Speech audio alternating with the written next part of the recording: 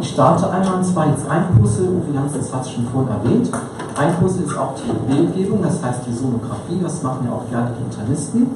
Und deshalb sind Sie auch hier richtig auf dem Deutschen Kongress für Medizin und auch die Deutsche Gesellschaft für Internistische Intensivmedizin hat es auch zum Schwerpunkt gemacht. Der Rest des Konflikts gibt es immer als Vorträge und der Aufbau des Vortrages ist wie folgt: erstmal etwas Allgemeines, dann die fokussierte Sonographie von Abdomen, Echokardiographie und auch etwas Thoraxsonographie. Das Ganze jetzt in einer Stunde abzuhandeln, ist unmöglich, da gibt es einige Kurse dazu. Die können Sie auch gerne besuchen bei dem nächsten Kongress, bei der DGIM, jetzt im Juni in Köln. Dort gibt es wahrscheinlich noch einige Plätze frei, aber wie gesagt, einen kleinen Schnupperkurs jetzt noch vorweg, eine Stunde etwas Echokardiographie. Allgemeines. Jeder Patient sollte klar zuerst körperlich und anschließend, wenn es geht, wenn Sie das auch hier können und auch erlernt haben, sonografiert werden, insbesondere Patienten mit Dyspnoe und Thoraxschmerz. Warum und weshalb, zeige ich Ihnen später. In der Traumatologie gibt es die Notfallsonographie schon seit einigen Jahren, hier mit FAST bezeichnet, fokussierte Assessment mit Sonographie bei Traumapatienten. Die Internisten sagen eher nach dem Wort, wir machen es fokussiert. Ich bin Internist, kann etwas Herzultraschall, also fokussiert echokardiografisch rangehen, kann etwas Abdomensonographie, nicht detailliert, also auch fokussiert aufs Abdomen und natürlich auch die Lunge, die ist kein Pneumologe, man sagt, okay, jetzt kann auch die Lunge etwas anschauen, 5 Differentialdiagnosen sollten Sie können und es ist einfach zu erlernen in 2 Minuten. So, das ist IFAST. Wer kennt das IFAST? Wahrscheinlich schon die meisten. IFAST in der Notaufnahme, das ist so der Klassiker. Patient kommt rein, unklar, komatös, schaut ihn sich mal einmal an, Hemodynamik ist bisher noch unklar. Das heißt, Sie haben verschiedene Stationen, wo sich den Patienten einmal anschauen, mit dem Ultraschallkopf, meistens den Abdomen-Ultraschallkopf. Sie schauen sich einmal an, und zwar erstmal die Region Diaphragma und Leber. Gibt es hier freie Flüssigkeit, Ascites oder auch ein großer Pleuragus. Sie wandern eins runter in die Leber-Nieren-Loge. Gibt es hier freie Flüssigkeit dazwischen, das ist die sogenannte Morrison-Pouch, könnte ich als Eselsbrücke machen. Morrison ist im R drin, rechts. Sie wandern rüber auf die andere Seite, Diaphragma und Milz. Gibt es hier freie Flüssigkeit im Sinne Pneumothorax oder halt selber Hämatothorax. Sie wandern wieder ans Tiefer, hier in die Milz-Nieren-Loge. Hier ist die sogenannte Collar-Pouch, auch hier 2L. Links, kann ich auch ganz bemerken, Collar-Pouch, es geht runter vesikal und einmal peri- oder paravesikal und dann geht es nach oben zur Lunge, da kommen wir später auch hin. Lungensonographie, einmal die Lunge dargestellt in einem B-Bild-Modus und dann brauchen Sie auch noch den sogenannten M-Mode-Modus, einen Motion-Modus, zeige ich Ihnen auch gleich, und natürlich ein kurzer Blick von subsifoidal aufs Herz, nach dem Motto Pumpt, pumpt nicht. Gibt es einen Perikarderguss? Ja, nein. Ist das rechte Herz dilatiert? Ja, nein. Das sind schon die großen Aussagen dazu. Es gibt verschiedene Leitlinien bereits zu diesem Thema. Abdomen bleibt bisher noch leer, gibt es keine separate Leitlinie. Die Pneumologie wird hier ganz gut ab auf die Notfallpneumologie, die Notfall-Lungensonographie von Dr. Bettseitige. Wir sind gerade dabei, eine Neuauflage vorzulegen. Dann von kardialer Seite gibt es auch von mir und Kollegen auch in Evidence-Based Recommendations auch 2014 erschienen. Auch diese sind bereits in Überarbeitung. Für die Intensivmedizin gibt es auch 2 Leitlinien. Sie dürfen nicht erschrecken, es gibt so viele Leitlinien über Leitlinien. Es gibt Leitlinien Schwindel, es gibt Leitlinien die nächste Gruppe, es gibt so viele Leitlinien. Also nicht sich in die Irre treiben lassen, Sie sollten immer so die Basis auch behalten, auch in der Intensivmedizin. Fokussiert heißt, Sie schauen sich an, wie gesagt, einmal die Lunge, das Herz, Sonographie der Gefäße und auch später einmal das Abdomen und auf die einzelnen Bausteine sollten Sie nur eingehen, wenn Sie vom Leitsymptom getriggert oder vom Leitsymptom gesteuert, schauen sich entsprechend die richtigen Partien an. Zum Beispiel Sie haben Dyspnoe, sollten sich anschauen natürlich das Herz und auch die Lunge. Haben Sie eher nach dem Motto immer mehr abdominell, da geht es mehr in die Abdomensonographie hinein. Und natürlich, wenn Sie Kardia was haben, im Sinne von auch hier Fragen nach tiefer Beinvenenthrombose oder Aortenaneurysma, auch hier dann die fokussierte Gefäßsonographie, auch hier nur 2 bis 3 Differentialdiagnosen in der Akutmedizin. Fokussierte Abdomensonographie kann ich nicht jetzt komplett abhandeln, will sie nur zeigen. Aszites oder freie Flüssigkeit, ganz wichtig. Patient fragt, Bilirubin ist erhöht, direktes Bilirubin, Cholestasezeichen, Sie kennen es wahrscheinlich noch oder kennen es auch schon, die knochige Eiche als Bild, ganz klassisch, die Cholezystitis, die dreiwandige Gallenblasenwand, Iliuszeichen, hier dilatierte Darmschlingen, richtig dilatiert, die Hausen sind richtig gut darstellbar, so mit das Klaviertastenphänomen. Dann ist abdomineller Aortenaneurysma und natürlich Patient kommt mit Nierenversagen rein. Und auch hier Frage nach Harnstau, postrenales Nierenversagen und nicht hingehen und eine Dialysemaschine anschließen und die Nieren links und rechts explodieren. Auch das gibt es. Fokussierte Echokardiographie. Bei der fokussierten Echokardiographie, das heißt fokussiert, legen wir 5 Foci fest. Die 5 Foci sind einmal Frage nach Perikarderguss, Rechtsherzbelastung, die linksventrikuläre Dysfunktion, Aortendissektion und Klappenvizien. Nur die wichtigsten Klappenvizien, also Aortenklappenstenose und Mitralklappeninsuffizienz. Das wären die 5 Hauptdifferentialdiagnosen, auf die ich nun im Detail eingehe. Etwas Basics vorweg, heißt ja auch Basis. Womit machen wir das Ganze? Natürlich mit dem Sektorschallkopf, dem klassischen Echokardiographie-Schallkopf.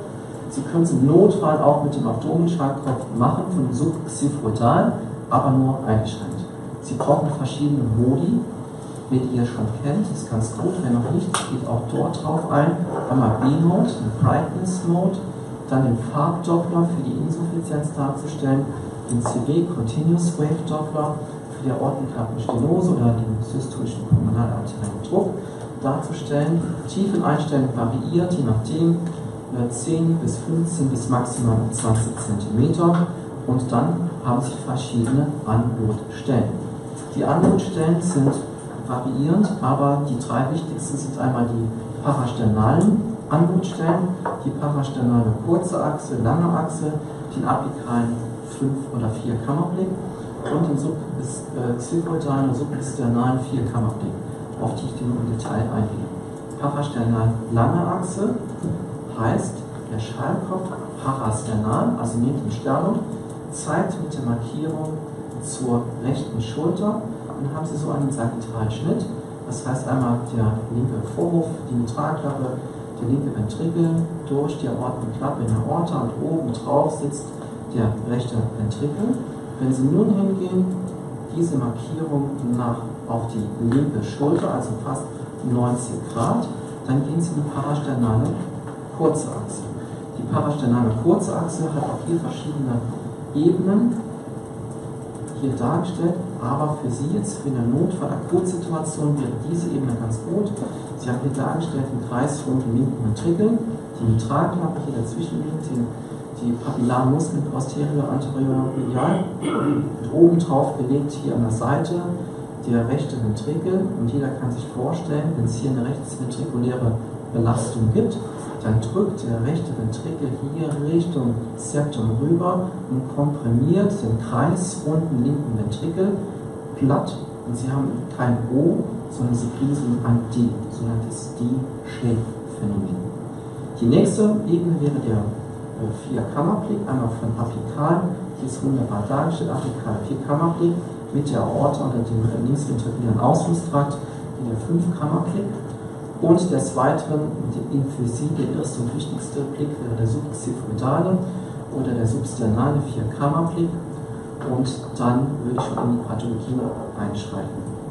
Kleines Manko bei dieser ganzen Situation, ich habe Ihnen ganz tolle Bilder dargestellt.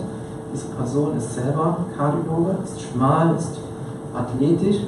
Auf der Station haben Sie manche solche Bedingungen gar nicht und in der Notfallsituation sitzt der Patient. Sie können nicht unbedingt lagern, aber der substernale Blick funktioniert in den meisten Fällen immer. Wenn dieser nicht funktioniert, dann parasternal müssen Sie sich entlang des Brustkorbes herantasten. Perikarderguss. Dargestellt hier einmal das ganze Herz von substernal oder subxiphoidal. Hier einmal die Leberstruktur, hier das Herz sehr gut eingebettet. Der linke Ventrikel, der rechte Ventrikel.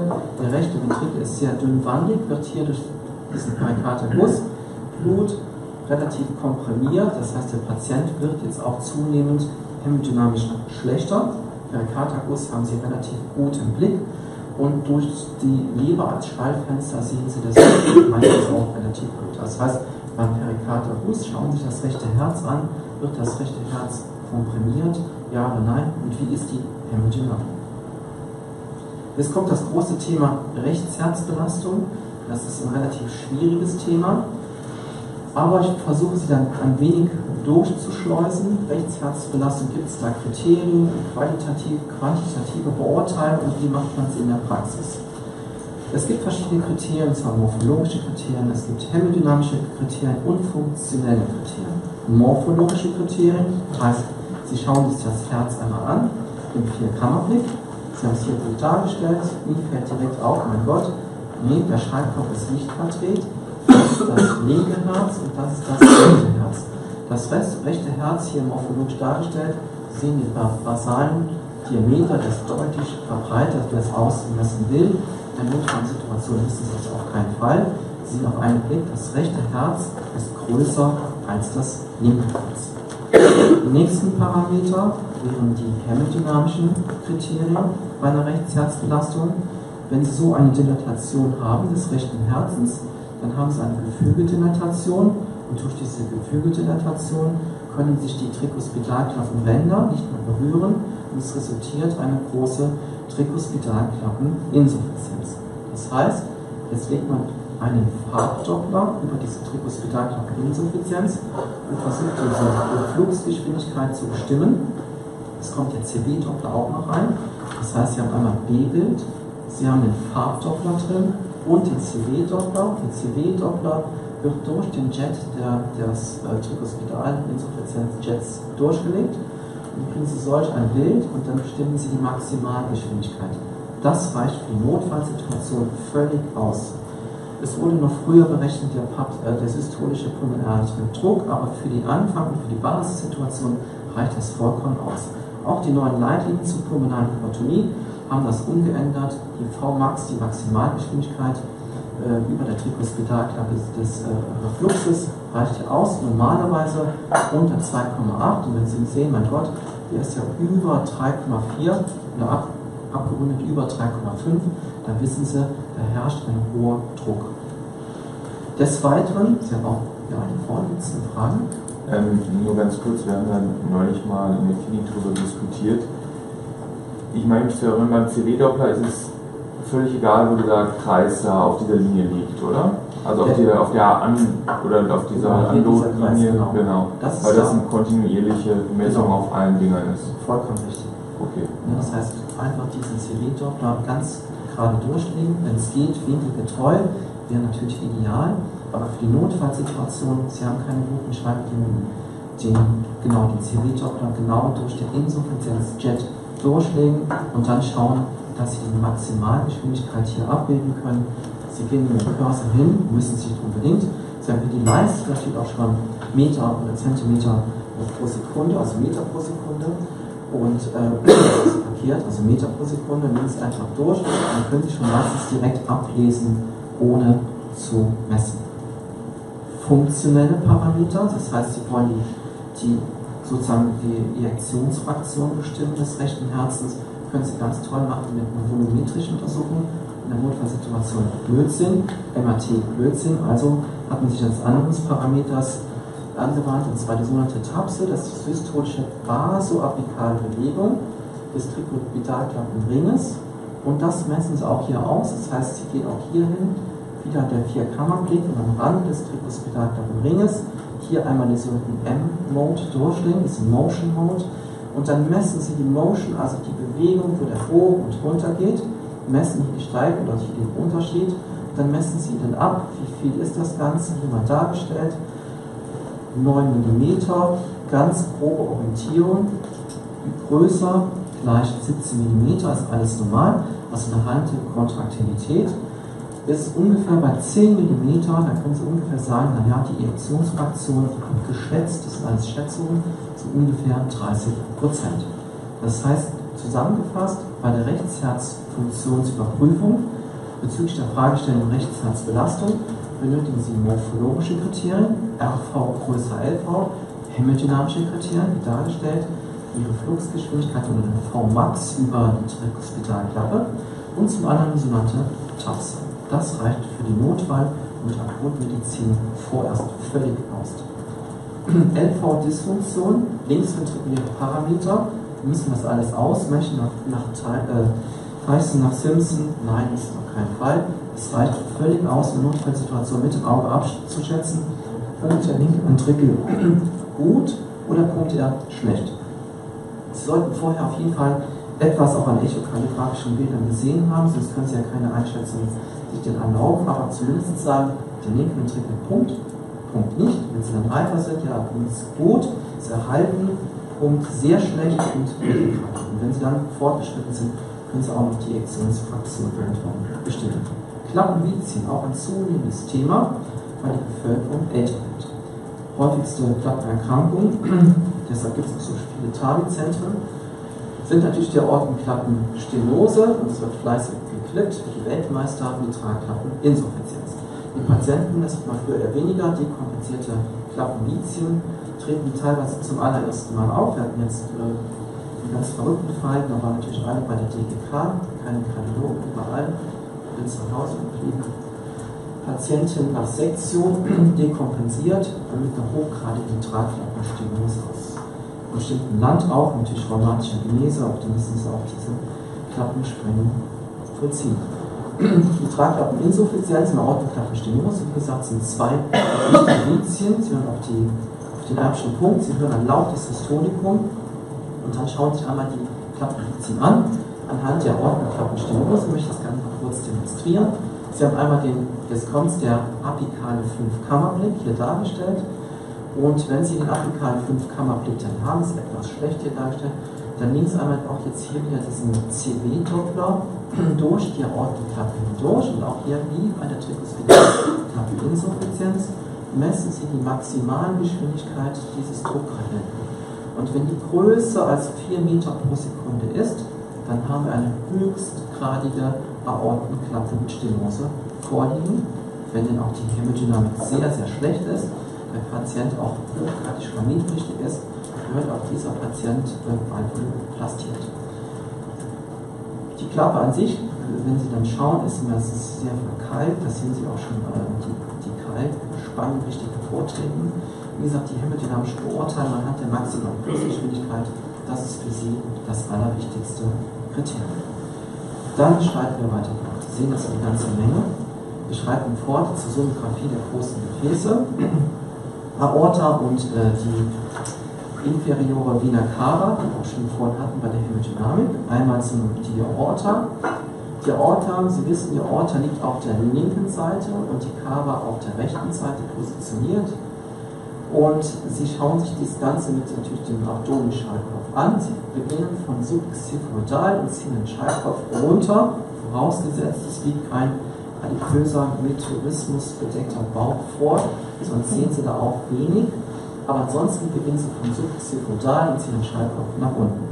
Das wäre die erste Einstellung, was Sie dann sehen. Auf der einen Seite links, also die Aorta, die Vena cava inferior und gehen weiter runter. Wenn Sie dann komprimieren, dann sehen Sie, mein Gott, die Cava lässt sich ja sehr gut eindrücken, also komprimieren. Dann wissen Sie auch, die eine Seite ist die Cava, die andere Seite ist die Aorta.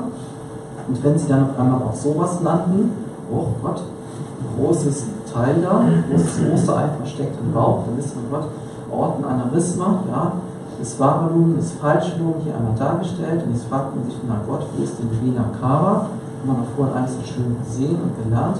Naja, die ist komprimiert aufgrund des großen Aneurysmas. Da geht noch etwas an Blut durch, aber im Wesentlichen völlig komprimiert.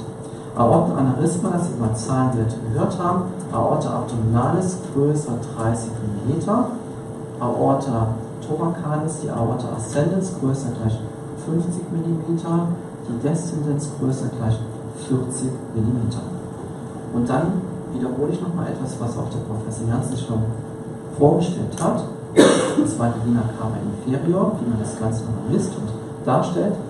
Auch hier die Sonographie Sonographie der Vena cava inferior von subsegmental mit dem Echoschallkopf. Sie sehen es hier richtig rein. Etwas modifizierter subsegmentaler Blick. Das heißt, die sonografische Beurteilung der Vena cava inferior von subkostal erfolgt im B-Bild und wenn Sie es genau wissen wollen, sogar noch im M-Mode. Hier wird dargestellt das rechte Herz, die Leber und hier die Vena cava inferior. Man sollte 1 bis 2 cm, das wäre die richtige Einstellung, 1 bis 2 cm vor der Einbindung in den rechten Vorhof. Das heißt, dieser cavo-arteriale Übergang, weil die Rückseite der Cava an der Leber klebt. Das heißt, dort ist es dann schwer, den einzustellen und auch die Hämodynamik zu beurteilen, Atemmobilität. Deshalb gibt es einige Untersuchungen, auch bei Sepsispatienten untersucht hat, Vena cava inferior versus Vena cava superior. Gewonnen hatte dort die Vena cava superior. Was brauchen Sie für die Vena cava superior? Eine transösophageale Echokardiografie. Also zu aufwendig, deshalb bleibt man erst prima bei der Vena cava inferior. Beurteilung der Vena cava inferior hat zum einen den Durchmesser und die Atemvariabilität. Und anhand dieser beiden Parameter, Durchmesser und Atemvariabilität, können Sie abschätzend den ZVD bestimmen, wenn Sie irgendwann auch den systolischen Pulmonalarteriendruck bestimmen wollen. Das hier ist immer die modifizierte Gleichung. Also wie vorhin noch dargestellt, da gehe ich drauf ein, nicht mehr im Detail. Vena cava inferior unter 10 mm, heißt die Lungenreaktivität wahrscheinlich, größer als 22 mm dann eher unwahrscheinlich. Wer kann sich vorstellen, wenn der Patient noch nicht beatmet ist und er atmet ein, was passiert mit der Cava? Wird sie eher kleiner oder dünner? Er hat eine Idee, er hat es schon gesagt, genau, zieht sich zusammen aufgrund des Druckes. Das heißt, bei der Inspiration kollabiert die Cava ein wenig, bei der Expiration dann wird sie weiter. Bei einer Beatmung, also bei Peak, ist es genau umgekehrt. Das heißt, dann haben Sie ein Ausquetschen und richtige Kompression der intrathorakalen Vena cava superior und dann wird die inferior natürlich dann weiter. Haben Sie einen hohen Peak, wie beim ADS, immer zunehmend größer als 10 mm Hg, dann ist auch hier die Cava-Beurteilung deutlich eingeschränkt. Jetzt kommt das andere große Thema, was die meisten sehr wenig auch gehört haben, die Lungensonographie. Wer hat von Ihnen Lungensonographie schon gehört und auch praktiziert bisher? 2, 3, 4, ja, okay. Also die wenigsten, auch doch, das ist ein Manko. Deshalb versuche ich dort auch ganz langsam wieder zu Erklärungen darzustellen. Das heißt, die fokussierte Lungensonographie, da muss man einige Basics mitnehmen und wenn Sie das verstanden haben, dann können Sie auch am Montag, sind Sie wahrscheinlich noch hier, am Dienstag, Mittwoch schon in der Klinik das auch prompt anwenden. Auch hier haben wir 4 oder 5 Differentialdiagnosen. Pneumothorax wollen wir ausschließen. Wir wollen ein Lungenödem nachweisen. Wir wollen den Pleuraguss ausschließen nachweisen. Und wir können Lungenkontusion nachweisen bzw. eine Pneumonie mit ganz einfachen Tools und Kennzeichen. Limitation. Natürlich hat jede Methodik auch seine Limitation. Man hat an der Gewebe-Luftgrenze, da ist auf einmal Luft, kein Gewebe, sondern Luft, einen hohen physikalischen Impedanzsprung. Und aufgrund dieses Impedanzsprungs haben Sie an dieser Gewebe-Luftgrenze entsprechende Artefakte und Sie haben eine artifizielle Schallphänomene, die Sie dann entsprechend auch interpretieren können nachher und auch sollen. Ein Teil der Schallwellen wird absorbiert, dort knöchende Strukturen sind wie die ganzen Rippen, das heißt die Zugänglichkeit nur über den Interkostalraum, das sind ungefähr 60 bis 70% der Pleura-Oberfläche, rein zentrale Prozesse, also eine zentrale Pneumonie entzieht sich dem Ganzen, weil Sie nur subpleurale Strukturen sehen können und einen definierten Ausschnitt. Vorteile: Untersuchungsdauer ist minimalst höchstens 1 bis maximal 3 Minuten. Es ist bettseitig anwendbar. Es kostet ja fast nichts, nur ein wenig Zeit. Es ist nicht invasiv, eine verdammt schnelle Lernkurve. 2, 3 Minuten, das lernen Sie sehr relativ schnell. Strahlbelastung keine und Sie können den Patienten auch dadurch hämodynamisch sehr gut beurteilen.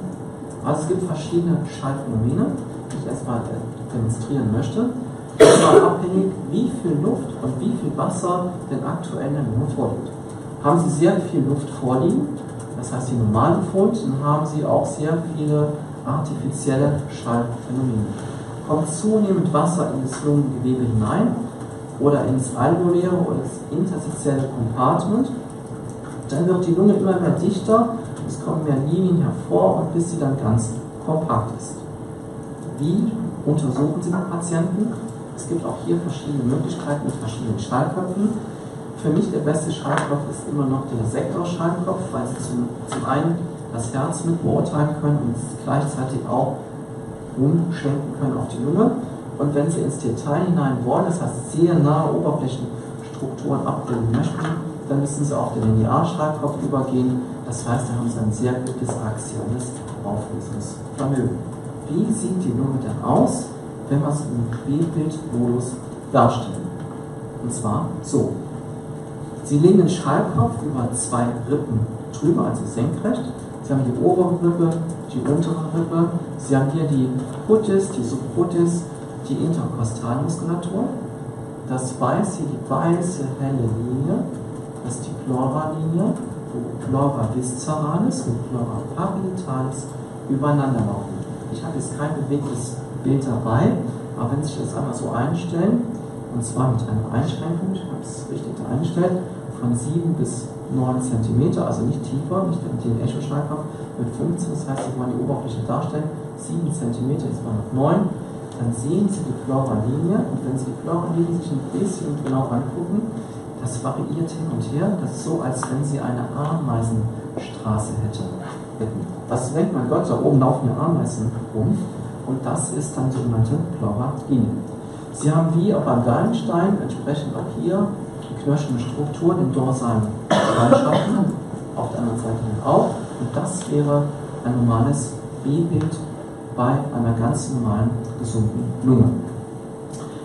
Entsprechend der Totalreflexion, wir wissen Gewebe, Luft, Grenze, hoher Impedanzsprung an der Pleuralinie, gibt es sogenannte dann Reverberationen, also die Artefakte, und diese Reverberationen sind sehr horizontal.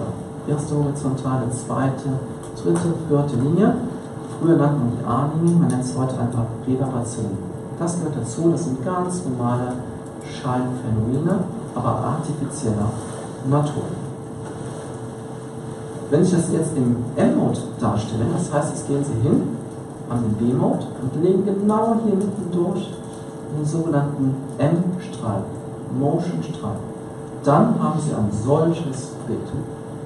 Entspannung. Sie liegen am Meer, am Strand. Sky, Ocean, Beach. Durchatmen, völlig normale Lungenstruktur. Das heißt, hier haben wir durch dieses B-Bild den M-Mode durchgestellt und man sieht einmal horizontale Linie, das heißt, hier ist null Bewegung, das soll sich die Subcutis jetzt auch hier aktiv bewegen. Das heißt, hier bewegt sich gar nichts, dann kommt es bis zur Grenze, das ist die Pleuralinie, und darunter soll sich ja was bewegen, da ist ja die Lunge, also die Lunge muss sich ja bewegen. Das ist also granuliertes Gewebe, Sie liegen auf dem Sand. Das ist das ganz normale klassische Muster bei einer ganz normalen, gesunden Lunge. Sky, Ocean, Beach, oder man nennt das Seeküstenzeichen, Seashore Sign. Und wenn Sie auf sowas eingestellt sind mit dem Auge, dann wissen Sie, mein Gott, wenn ich sowas sehe, geht es mir gut, dem Patienten geht es gut, alles wunderbar.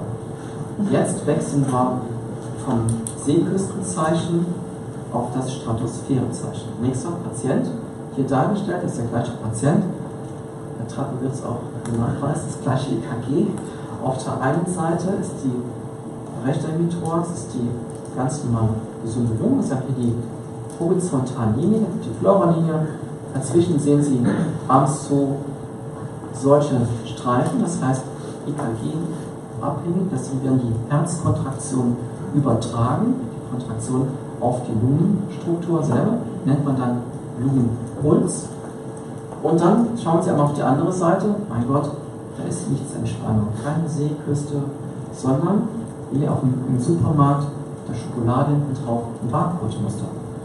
Das passt da irgendwie nicht da so ganz hin. Und hier nochmal dargestellt, denken Sie mal dran, Diese Einstellung, Tiefe 7 bis 8 cm, nicht tiefer, sonst sehen Sie dieses schöne Phänomen gar nicht. Wenn Sie solches Muster haben, dieses Barcode-Muster, dann wissen Sie, mein Gott, hier stimmt was nicht. Und das wäre zum Beispiel eins der Zeichen für einen Pneumothorax. Das heißt, Sie haben fehlendes Lungengleiten, die Pleuralinien gleiten nicht mehr übereinander. Das ist keine Flüssigkeit mehr zwischen Pleura visceralis und pariettalis, sondern Luft. Die weichen auseinander. Fehlendes Pleura gleiten. Auch die Herzkontraktion können Sie gar nicht mehr sehen. Auch der fehlende Lungenpuls ist auch ein Zeichen für einen Pneumothorax. Gibt es dazu Studien? Ultraschall versus Röntgen-Thorax? Boah, eine ganze Menge. Warum wird es in der Klinik nicht so praktiziert? Ich weiß es bis heute nicht. Eine Studie hier mal dargestellt, das ist von 1900, jetzt haben wir 2005, etwas aktueller, aber zum einen, die Lungen-Ultraschall-Bildgebung bezüglich des Pneumothorax hat eine verdammt hohe Sensitivität und einen verdammt hohen negativen prädiktiven Wert. Da wissen Sie, mein Gott, das ist ein sehr gutes Tool zur Ausschlussdiagnose eines Pneumothorax. Also, das sollten Sie auf jeden Fall können. Nächstes Thema, Lungenödem, interstitielles Syndrom. Was gibt es da? Was sollten Sie da alles wissen? Zum einen haben Sie hier mal das interstitielle Syndrom. Wie sieht es histologisch aus? Die eine Seite ist normal. Sie sehen auch hier diese Lungenstruktur, diese Pleuralinien. Sie wissen auch hier, wie sie heißen, diese Teile. Wer weiß das noch? Wie habe ich die vorhin genannt? Die Wiederholungsartefakte. Revaluation, super, vielen Dank. Das ist alles völlig normal. Sie haben die Histologie entsprechend da oben. Diese Lungenbläschen sind mit Luft gefüllt. Das Interstitium ist ganz, wie es sein soll, klein und flach. Und jetzt gehen Sie mal auf die andere Seite. Mein Gott, da sind wenig nur noch Lungenbläschen. Und im Gegenteil, die Alveolen sind gefüllt mit was auch immer, häufig Wasser. Und das Interstitium ist verdammt dick. Also haben Sie richtige, dicke interstitiale Räume. Plus auch die alveoläre Struktur ist auch hier verändert. Das heißt, Sie haben eine Inhomogenität auf subpleuraler Ebene. Und diese Inhomogenität dieser subpleuralen Strukturen führt mathematisch zu Vervielfachung von verschiedensten akustischen Phänomenen, die bis heute im Detail noch nicht verstanden sind. Ein Phänomen sind multiple Reflexionen. Und diese ganzen multiplen Reflexionen und andere X-Phänomene summieren sich als sogenannte B-Linien.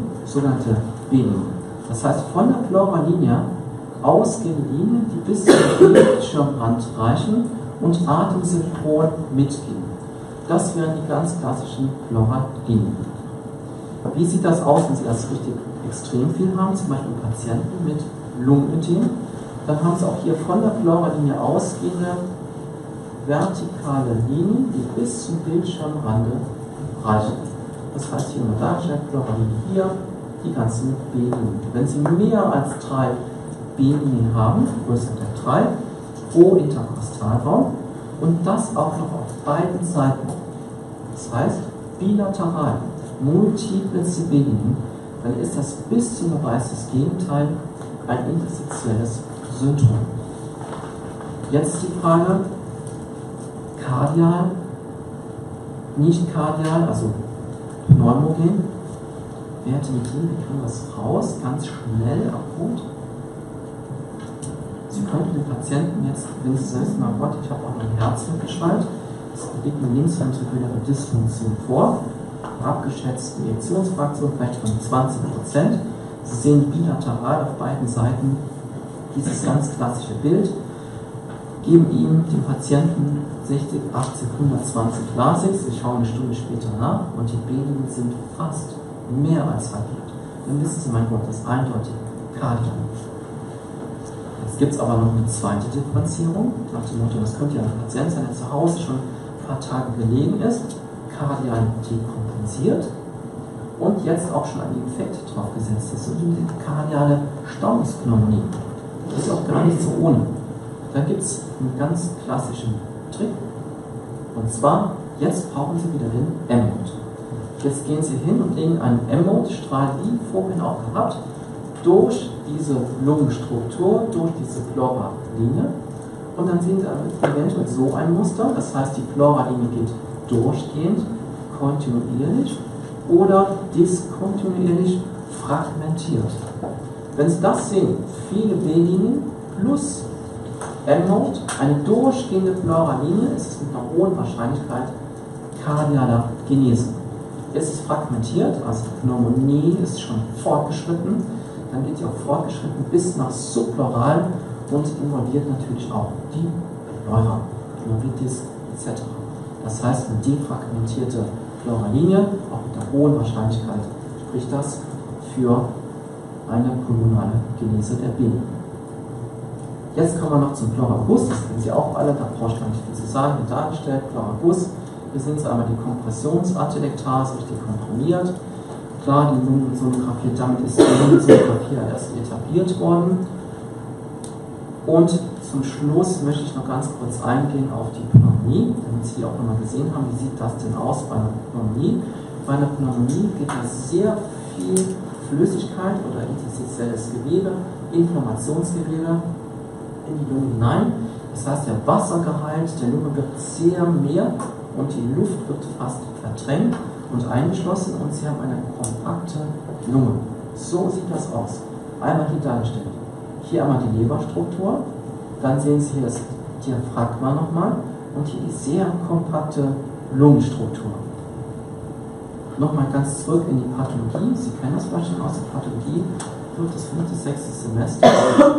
Hepatisierte Lunge, Hepatisation, graue Hepatisation, gelbe Hepatisation, von früher noch damals. Das kann man wieder übertragen in die Lungensonographie. Das heißt, Sie haben eine hepatisierte Lunge und eingeschlossen hier ganz in weiß sind diese Lufteinschlüsse.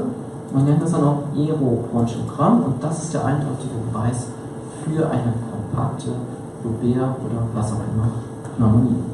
Sie können dann näher ins Detail reingehen, das ist einmal hier,